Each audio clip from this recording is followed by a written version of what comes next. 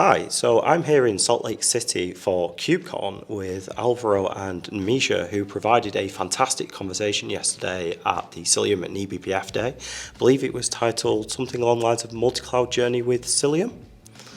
Fantastic. So I guess if we start off, you just tell us a little bit about Confluent as a company.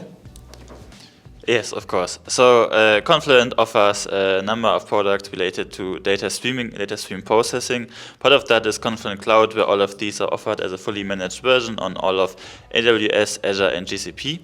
And this is interesting in the sense that it entails we have to manage a ton of infrastructure, because the purpose of these products is to manage a lot of data, which means they don't only have to be in the same cloud as our customers, they have to be in the same region, which in turn entails all this infrastructure. Additionally, we want to abstract the cloud specifics as much as possible away from our internal development teams, which is where Kubernetes is a great fit for us. Yeah, so that's how it started. And one thing Cilium is helping us with is, prior to using Cilium, we basically had the native cloud provider plugin for networking, and they have inconsistent features across the three clouds. And with Cilium, we basically get the same feature sets across the three of them and can offer the same features to our development teams then. Okay, no problem. And by using the three clouds, like what's driving that for the three major cloud providers? Because you mentioned that you need to be close in region to each of those customers, but do the customers also dictate to you that you have to be using a particular cloud service? So how exactly we design our offering, the customer doesn't care. But what's important is in all of these clouds, you have data transfer fees. And as a result of that, we have to be in the same region. And we generally, one challenge that exists when building something like Confluent is you have to make sure that the traffic routing is very efficient. So if a customer sends the traffic in a very specific availability zone, in a very specific cloud, we have to receive it in the same availability zone. Otherwise, we're going to pay money because this is going to cross the boundaries there. Okay, so that cost reduction is obviously really key there across the... I think that's probably the same for a lot of software developers and SaaS services that use clouds as well. It comes up quite a lot with customer conversations. Nimisha, you mentioned yesterday that you've worked quite closely with Isovalent because you use the enterprise offering for Cilium in your environments. Could you talk a little bit about using that particular offering and about the work with Isovalent as well? Yeah, it's been great to work with Isovalent. I've been working with them closely. We meet every week for the last year or so. I think they have a great support team. So we do a lot of platform work, but we're not experts in low-level networking and Linux networking and everything.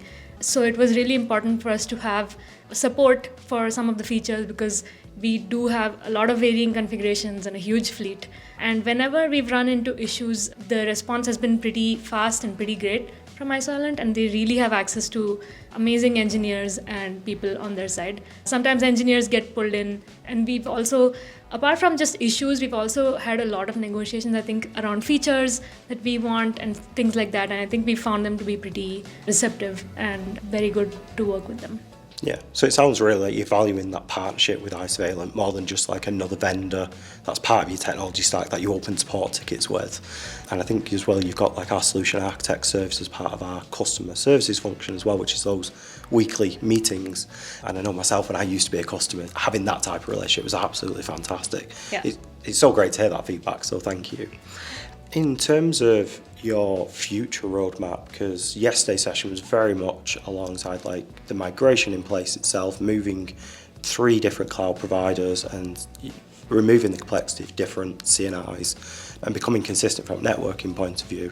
I do recommend anyone going back to YouTube we can post a link for that as well so you can go and watch that technical deep dive session. Really worth it. But now you've completed that migration, what does the future look like in terms of the roadmap? Where are you now enabled to go and focus your time on going forward? I think that Cilium, first of all, has so many features that I don't think we can even list them. We use a lot of the features. There's always more to explore and more to improve, right? So we're always on the lookout for how we can make things more secure and more efficient. And then one last thrower question at you as well. What's your favourite kind of piece, offering or feature from Cilium or Hubble? Oh, it's actually Hubble. It's the observability you get and the Yep. ability to observe what's going on. I don't think something comparable exists in any other CNI. No, it's one of my favourite features as well. And Yeah. I will say that because I focus on the observability side of things at Isovalent, but it's something that we always hear, that the observability side is really key when implementing new infrastructure as well. And I guess that consistent tooling, again, the same observability functions across those clouds, really important. Thank you so much for joining us today. Hope you have a fantastic KubeCon, and we look forward to working with you going forward. Thank you.